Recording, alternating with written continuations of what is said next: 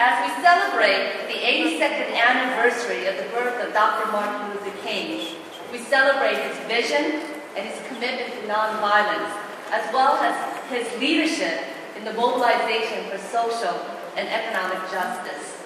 Dr. King said, "Change does not roll in on the wheels of inevitability, but comes through continuous struggle." So today, we meet as a community to make sure that positive change continues in our 2nd District. The Empowerment Congress was founded over 19 years ago on this very principle that elected officials must be accountable to their constituents and allow them to be actively involved in the decision-making process. Today's summit is one tangible way that the Empowerment Congress empowers our community members with tools to realize Dr. King's dreams. Welcome our young scholars from the new Christian Fellowship Missionary Baptist Church, Grace Unity Methodist Church, and the Altadena Learn Freedom Schools for their special Harambe performance.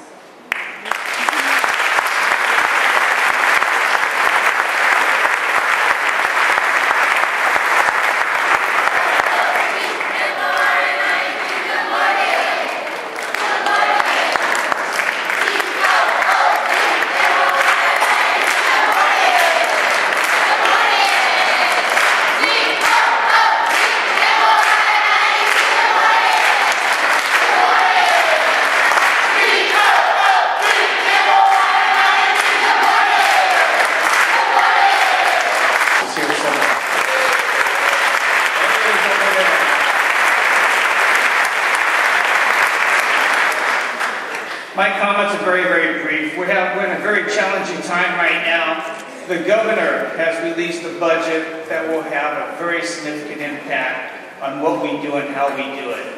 In general terms, we're very supportive of what he's trying to achieve. It is a new paradigm. You've heard of realignment. Realignment basically says, take it from the north, bring it down to the south. But the key to that, though, for me, is I went up and I made a little comment in the newspaper, and one day last week I got a phone call. I hear from my secretary, Jerry Brown's on the phone. And I said, no kidding. He picked up the phone and he goes, "Hey, Governor Jerry Brown here, how you doing?" "Fine, Governor, how you doing?" But a long story short, is I ended up meeting with his finance team on Thursday. I took some of our department heads up, went and met with them, we committed to working with them. What we said, what's very important as you realign, is that you give us the authority to set policy and you give us sustained funding. Because the programs that are coming down to us impacts every single one of you in this room. As president of this university, I want you to know how delighted I am that this summit is being hosted once again by USC. I want to take a moment to thank Lake County Supervisor Mark Ridley Thomas for founding the Empowerment Congress. It is a model of civic engagement and a champion of civil discourse. Let's give him a round of applause. Thank you. Mark Ridley Thomas.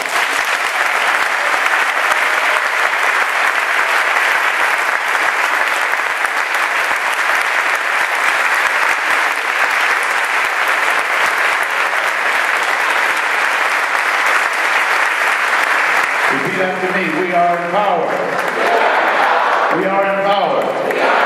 We are the 2nd District. Empowered to realize the dream. Empowered to realize the dream. Look at your neighbor and give him a high five and say, I'm glad you're here because we're empowered to realize the dream.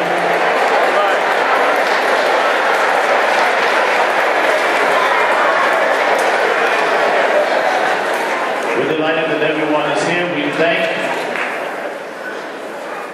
our friend and brother, President Max Nakias, who is a long-term supporter of the Empowerment Congress. Max and I have been collaborating over 2 decades now.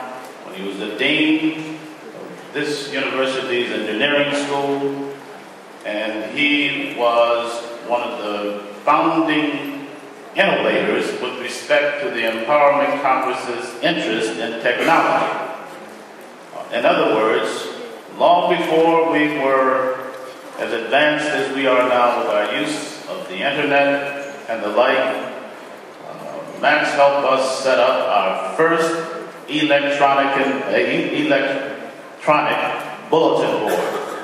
Anybody remember an electronic bulletin board? Jane, you remember when we were trying to work that whole thing out, communicating in a way that is now seen as prehistoric.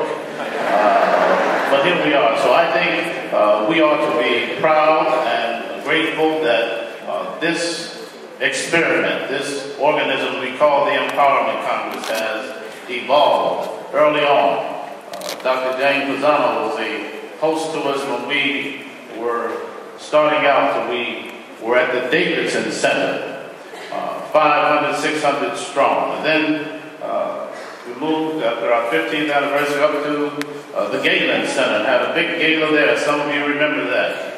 But now here we are today at Bovard Auditorium, some 1,500 strong, and the Empowerment Congress keeps moving on.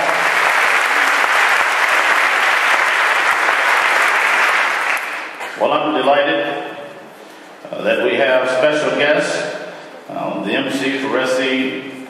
Hogan Rawls said to me that she wanted me to do a harambe every day. And if I did, I would say that the Empowerment Congress is in the house, and the house is packed.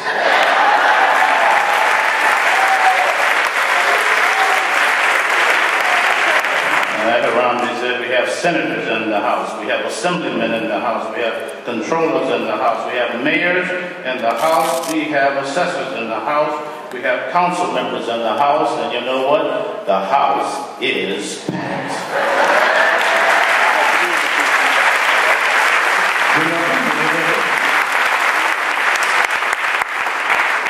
With new doctors and new facilities, and we're going to redefine what healthcare is in Service Planning Area 6. We're going to collaborate with the new Director of Health Services, Dr. Mitchell Katz, and we're going to make a big difference in the clinics, and the inpatient tower, and in the outpatient facility as well. This is important. The design is going to reflect the highest quality in architecture, and you know what else? It will essentially make for the opportunity for jobs during the construction phase, because that's what we want. We're going to focus on that.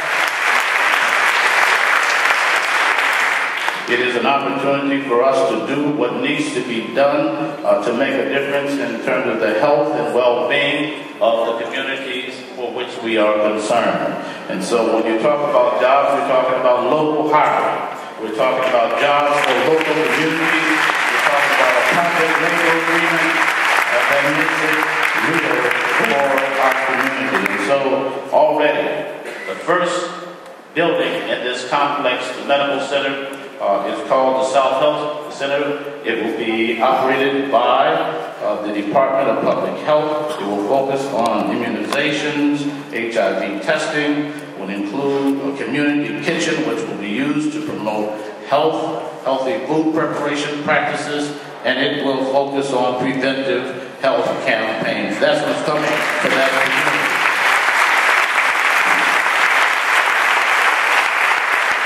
You should know we will not stop there. We're going to go all the way over to Harvard UCLA Surgery Emergency Replacement Project, where we're spending approximately $350 million because we know it's not enough to have a new Martin Luther King. We've got to make Harvard UCLA, which is in the 2nd District, better, and we will do that.